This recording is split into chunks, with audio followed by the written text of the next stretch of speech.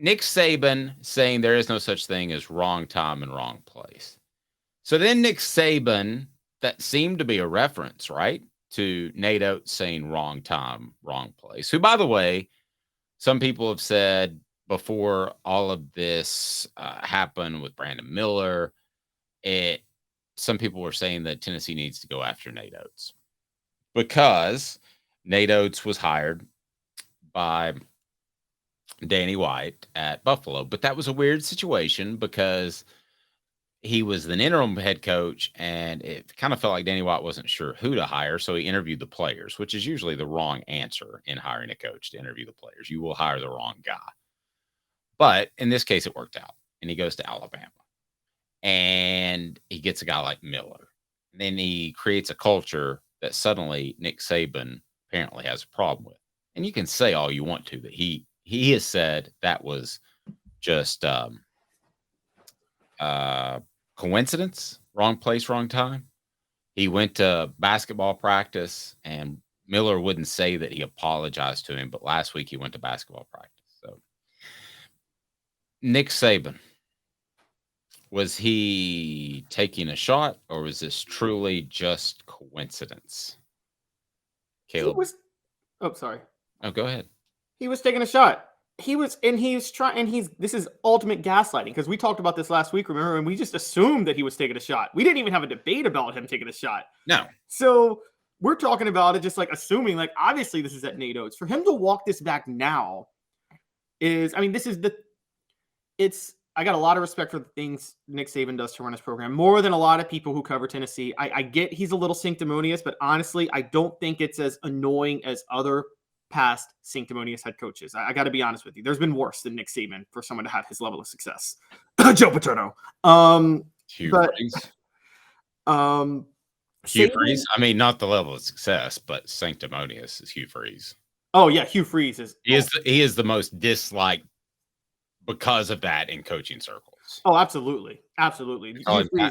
In coaching circles, he's referred to as Pastor Hugh, and it drives other coaches crazy. It implies that they don't have good moral values when you constantly preach it yourself. And by the way, the funny thing is, he doesn't have good moral values. He fulfills the stereotype that many people have, that the more you throw your Christianity in someone's face, the more you're hiding something shady. And I mean, he fills that perfectly. But yeah, so the thing I don't like about Nick Saban is he has no problem gaslighting what we do, the media, as if we're doing something wrong. You obviously were taking a shot at Nate Oats. And by the way, you had every right to take a shot at Nate Oats. And I actually disagree with SC Scout Guy. I don't think it was about the lack of attention on his program. Nick Saban's coaching the Alabama football team. He's going to get his attention. He doesn't need to try to steal back page headlines in Tuscaloosa. Alabama football is always going to beat Alabama basketball. What he is going to do is try to make sure no unwanted attention goes on the overall program. And let's be honest, there could be look, Alabama's already struggling a little bit in NIL. They're not on Tennessee's level with NIL. They're not on Texas A&M's level with NIL. If you combine that with just a little bit of negativity on things like what happened with the basketball program, combined with the fact that Nick Saban's a little bit older now, you could start seeing a few, 1, 2, or 3 recruits be deterred away from the school over the next few years.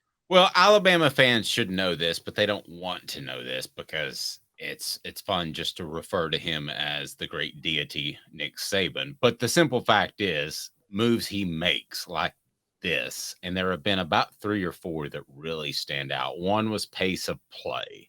He didn't like that other people were running pace of play. Then what did he do? He hired Lane Kiffin. The other has been he hates NIL. He hates the transfer portal. And then what happens when an investigative group asked Alabama for how much money they spent in NIL? They didn't release the number. And now it's this, and it's with Nate Oats. So everything is very orchestrated. And Alabama fans, you can take that for what it is. You can like it. You can hate it.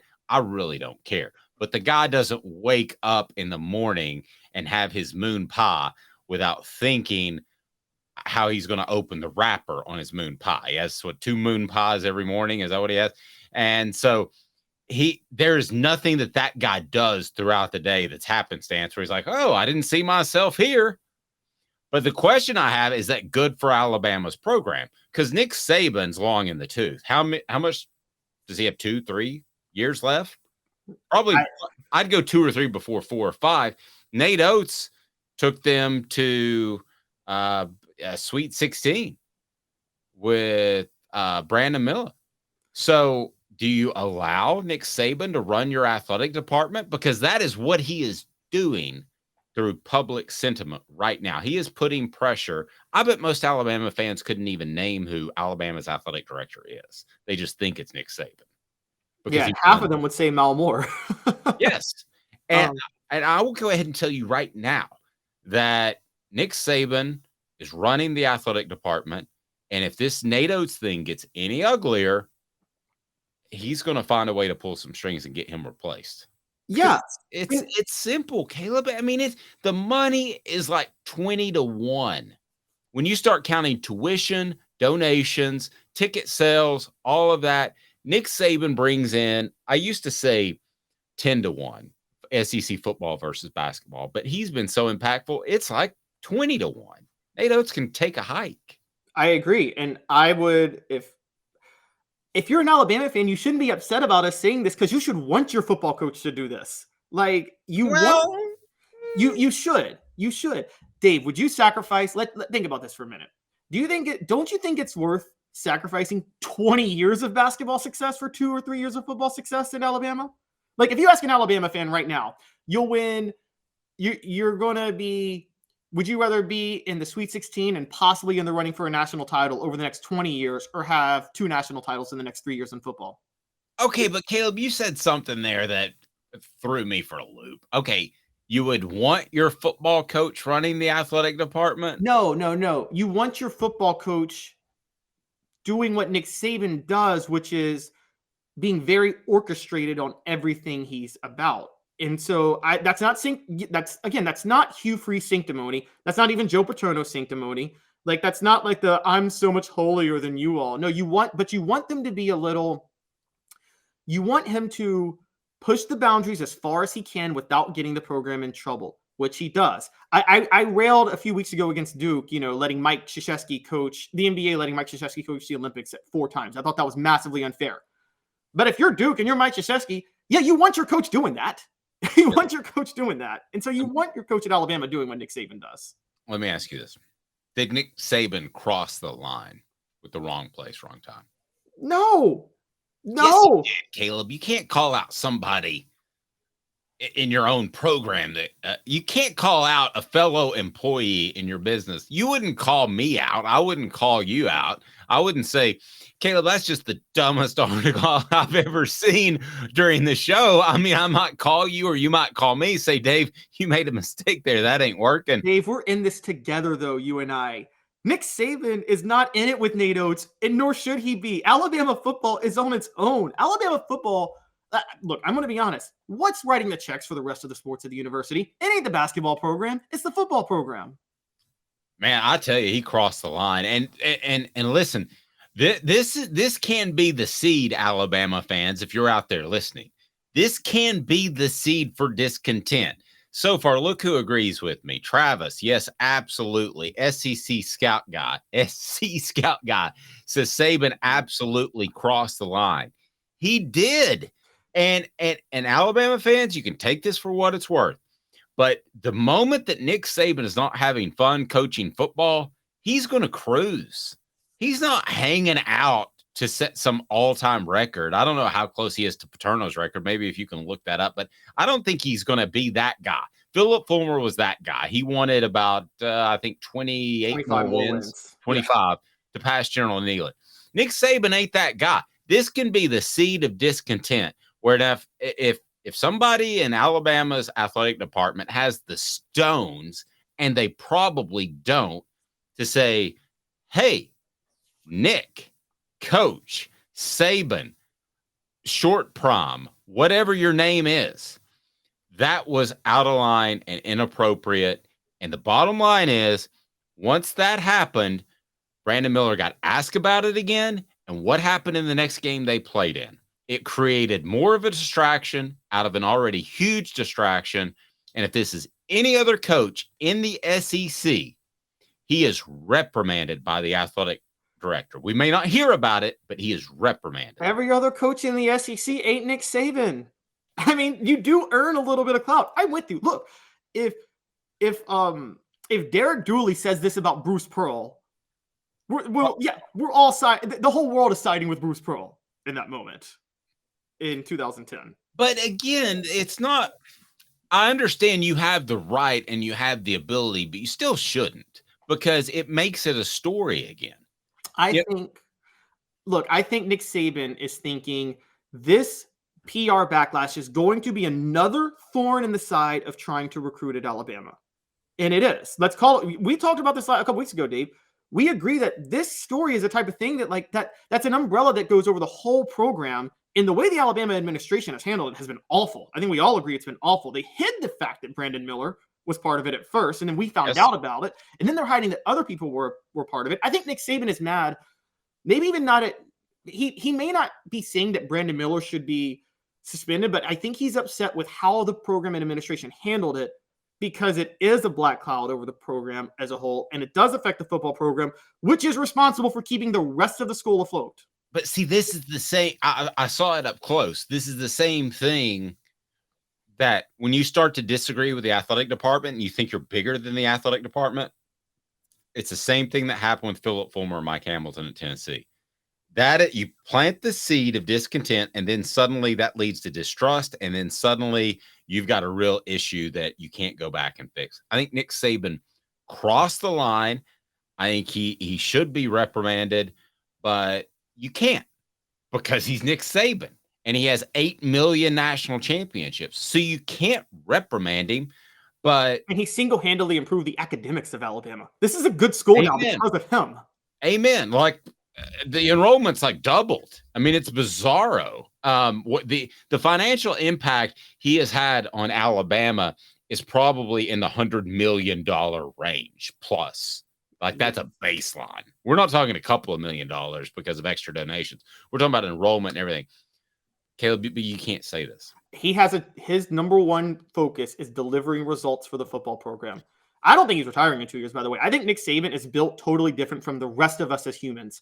Most of us as humans, and Nick Saban preaches this all the time, and I kind of almost use it as a motivational thing for myself, which is he says, the human condition is to survive, not thrive. So once you hit a base need, you oftentimes want to rest on your laurels. And he said it takes work and effort to train yourself to not be satisfied with that. And I think Nick Saban is never satisfied. Nick Saban, what was it, Red Boy, you said in Waterboy? The only thing better than a crawfish dinner is 5 crawfish dinners. Nick Saban is like the only thing better than 7 national championships is 8 national championships. Okay, but okay. So you had a somewhat similar situation at Kentucky where Mark Stoops. Who's John Stoops? Mark Stoops made reference to John Calipari, making a reference that it's a basketball school. Okay, but that was way more minor. Nobody died like in the Alabama incident. But would you have called Mark Stoops in to say, hey, man, don't perpetuate this? Well, John Calipari started that. Exactly, but you can't call John Calipari in because he is ultimately what's defining. No, I'm pushing back on this hugely, Dave. It's not the same. He defines the university. Yes, but okay, 2 things on that. One, Kentucky basketball doesn't outweigh Kentucky football to the same degree that Alabama football outweighs Alabama basketball. Kentucky actually football brings in a lot of money on its own. Agreed. And so Mark Stoops has some pull because even at college football, so much bigger than college basketball, that even at Kentucky, football can rival basketball in terms of what you bring in. More importantly than that, John Calipari ain't Nick Saban. John Calipari is one of the worst underachievers in the history of college basketball. I agree. Let me ask you 2 questions because the Kentucky thing got us a little off path. If you're the AD, would you bring in Nick Saban and say that was inappropriate? Would you even say anything about it? Would you reprimand him? Would you say anything publicly? What would be your reaction? If I'm the AD, I guess in a vacuum, yes, I probably would do that, but you have to take the whole thing into account. If I'm the AD, Nick Saban's never saying that. Because if I'm the AD, I'm getting out in front of this. I'm finding out what happened when it happened in January, and I'm getting out in front of it to make sure there's no black cloud over the program, and I'm doing whatever I have to do. Okay, I get that, but you are where you are. Monday of last week. And he says that. Are you saying, Nick, we need to talk?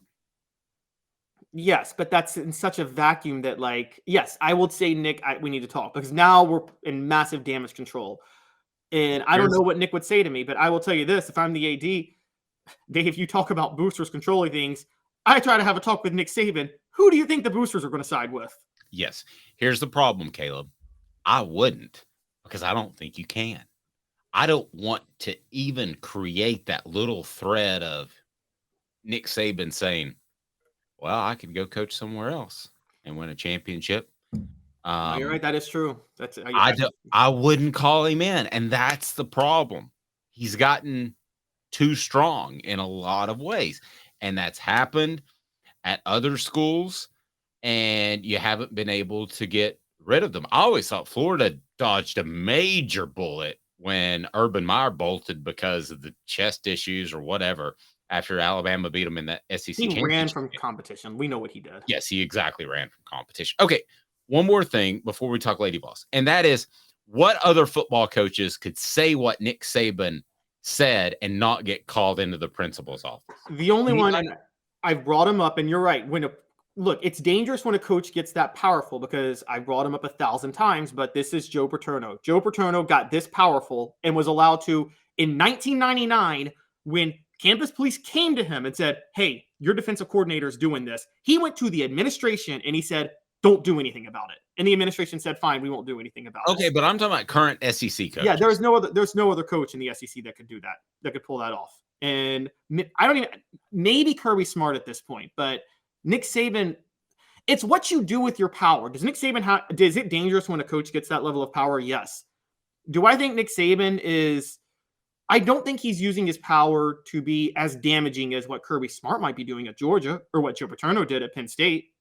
I mean, that's where you use your, again, so I can't judge Nick Saban on it because he's earned that power. My question is, as long as you're not using it to cover up for a street race murder or a child sex scandal on your campus like they did, then, he's using it for the best benefit of the Alabama program and the people involved. I'll give you an example. My son's 18 now. He's about to move out. He comes to me yesterday and he goes, I want to go on this trip with my friends, which is a vast change from being 17 and me saying, heck no. I can't say anything now. He's an 18-year-old man. You can't say anything to Nick Saban because he's had so much success. So he totally crossed the line, but you can't say anything. That to me is scary. Alabama fans, if you're listening, post below and tell me why you don't want Nick Saban to shut up, because he should shut up. Because the bottom line is it comes across as very, very orchestrated nowadays with the tempo of play, all of that. And he has just used different comments to try to affect the game. And now he's using different comments to try to affect the athletic department. That's not his place. And if it was any other coach, they would be under double secret probation. They would. Look, by the way, Rebecca says, I love it when Caleb gets fired up. And Rebecca, I was thinking about you over the weekend. Did I get you a t-shirt? If I did not, please email me again, because we just got those in and we got some out, but we didn't get them all out. Go ahead, Caleb. Oh, I was just going to say that I think the principle of what you're saying is right. You don't want a coach to have that much power. And it's a problem at any school, any place. I say if I'm Alabama, if the question isn't, should Nick Saban have that much power? He shouldn't. The question is, what do you want them doing with that power? And I got to be honest, Nick Saban may be the one coach I trust to do what's right with that power. I think he's doing what's right for the program. His job is to deliver results for Alabama football and keep it scandal-free. And he's come on, Caleb. You trust him to do what's right? No. He lost all credibility with me when he said tempo of game is unsafe for players. And then when Lane Kiffin became available, he said, why don't you come in? He even got Butch Jones to help him with tempo, and they ran tempo. No, I didn't say I trust him to do what's right. I said I trust him to do what's right for the Alabama program and Alabama football. And his job is to do what's right for Alabama football. Let's talk about coaches that got this powerful. Let's just say it. I want to know what your thoughts are, Dave. if a Sandusky scandal happened under Nick Saban, do you think he would have handled it the way Joe Paterno would have? I think he would have thrown Sandusky to the wolves the way he should have. Or do you think he would have covered it up because he cared about the program the way Paterno did? If that happened under Saban, yes. Again, we're talking in the vacuum. Like I painted you in a corner. Now you're painting me in a corner because it wouldn't have happened, right? I mean, just like well, no, it could have because like he may not like again. Well, they knew that pervert was running around for years. Yes, that's what I mean though. I mean, so Joe Paterno, as far as would he have nipped it in the bud? Would he have turned Sandusky over the minute he found out? I think he would have. He would have gotten rid of him. Here's what I think. I think he would have gotten rid of Sandusky and not allowed him back on campus. That was what Paterno didn't do. Paterno did remove him from the coaching staff, but allowed him to still utilize campus facilities. And I also think Nick Saban would have told police. You think he wouldn't have gone to the police about that? One, I think if not nearly as sure as you, so I'll abstain. Okay. I mean, look, that's I would say from a selfish perspective, from a sanctimony perspective, I think you look better if you go to the police and throw your guy under the bus and be like, I am sorry, this will not be tolerated. And you're the guy that took him down, and then you're the hero. But Caleb, all these coaches, they absolutely want this to go under the radar and not be seen or heard about. So I think in his mind, in a coach's mind, you say, maybe this will never be heard about. SC Scout guy says Steve Spurrier left Florida because he and the AD did not get along. Spurrier told him, I guess I will go and coach somewhere else, and left for the Redskins. Well, it's a little bit true, but I also think he felt underappreciated by the entire fan base. SC Scout guy also saying, I 100% think Saban would have handled that situation the right way and called the police. We at least all agree he would have handled it way better than Paterno did. He would not have allowed. Gracious. I mean, just giving him a key fob. I mean, that's he literally he was like, oh, you torture kids? Here's your torture chamber. I'll let you have it. Yeah. But no, I think Nick Saban crossed the line. And I think either on either side that the athletic department could see this as a, hey, you've gotten a little bit big for your britches. And unless something changes, he's not beating Kirby Smart anytime soon. So a little of the just I always win glean is going to start to wear off. And the other thing about if I'm Saban, I'm like, you're allowing this to happen. That could be the seed of discontent. The seed of discontent could be planted on either party.